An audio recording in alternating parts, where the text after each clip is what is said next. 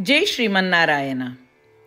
उत्तर अमेरिकायाम् अर्कन्सा नगरे बेण्टन्विल् क्षेत्रे स्थित श्रीरामानुजदास श्रीमन् वेणुगोपालमहोदयः भगवद्गीतायाः भाष्यं दत्तवान्।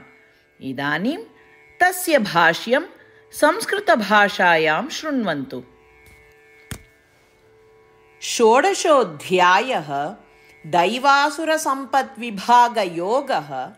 प्रथमः श्लोकः। अभयं सत्त्वसंशुद्धिः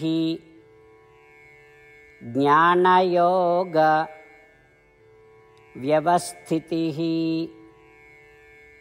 दानं दमश्च यज्ञश्च स्वाध्यायः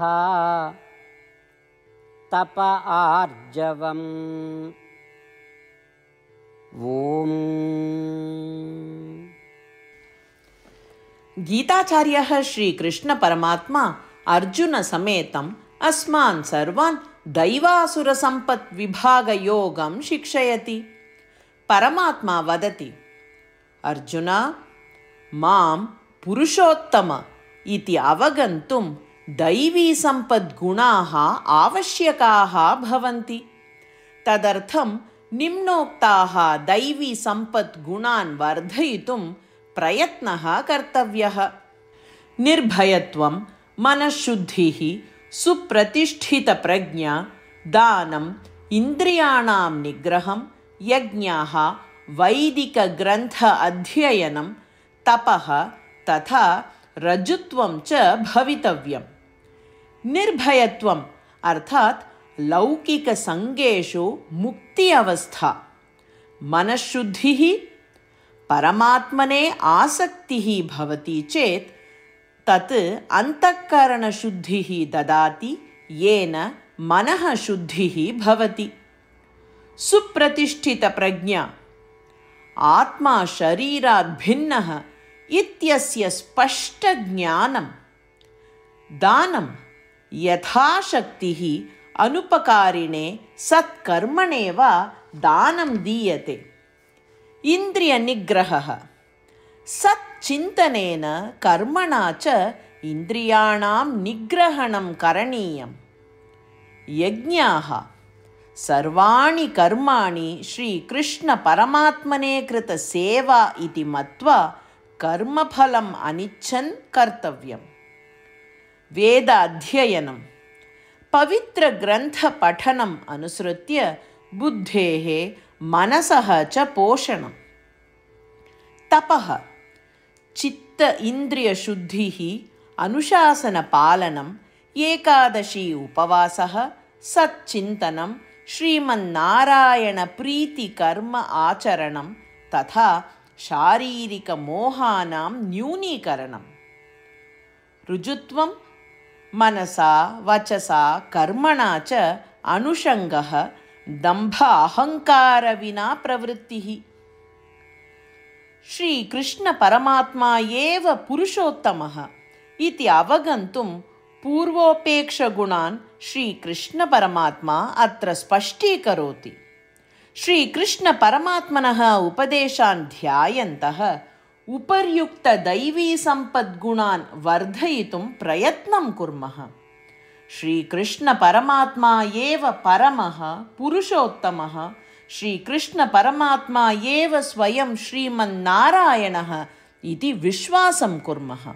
श्रीमन्नारायणप्राप्तिः एव अस्माकं जीवलक्ष्यम् इति मत्वा श्रीमन्नारायणे एव शरणागतिं कर्तुं प्रयत्नं कुर्वन्तः वयं सर्वे श्रीकृष्णपरमात्मनः वचनानि अनुसरामः।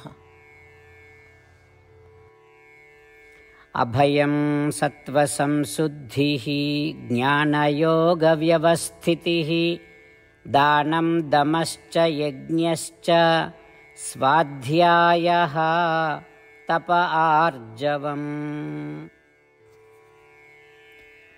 श्रीमद्भगवद्गीतायाः सारांशः, अष्टप्रतिज्ञाः च। श्रीकृष्णपरमात्मना भगवद्गीतायाः 18 अध्याये पञ्चषष्टिश्लोकात् 70 श्लोकेषु 8 विषयाः गीतायाः सारांशरूपेण उक्ताः सन्ति। श्रीकृष्णः वदति, एतेषाम् 8 विषयाणाम् अनुसारिणः एव मम प्रियाः, अहं तान् सर्वथा रक्षिष्यामि इति। श्रीकृष्णपरमात्मनः सम्पूर्णां भगवद्गीतां श्रुत्वा अर्जुनः वदति यत् करिष्ये वचनं तव इत्युक्ते, हे कृष्ण, भवान् यथा वदति तथैव करिष्यामि। अत एव श्रीकृष्णः सर्वविधसाफल्येन जयेन च अर्जुनम् अनुगृहीतवान् अस्ति। वयमपि एतान् 8 विषयान् अनुसरेम इति प्रतिज्ञां कुर्मः। अस्य वचनस्य अपेक्षया अन्य पूजा, तपः, यज्ञः किमपि नास्ति एव। एताः 8 प्रतिज्ञाः स्वमनसि हृदये च धारयन्तु। एतया प्रतिज्ञया श्रीकृष्णस्य प्रीतं मुखं वयं पश्येम। इदानीम् अस्माकम् 8 प्रतिज्ञाः। भो श्रीमन्नारायण, यथा सूचितं भवता अहं सदा भवन्तं ध्यायामि। भो श्रीमन्नारायण, यथा उपदिष्टं भवता अहं सदा भक्तो भवामि। भो श्रीमन्नारायण, भवान् यावत् तृप्तिः भवेत् तावत् भवन्तं सेविष्ये। भो श्रीमन्नारायण, मम महती विश्वासः यत् अहं भवतः भक्तोऽस्मि। बद्धाञ्जलि भूत्वा भवन्तं सदा वन्दे।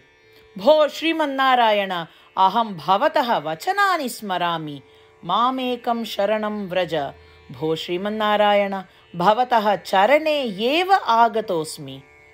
भो श्रीमन्नारायण, पुनः स्मरामि भवतः वचनं, मा शुच।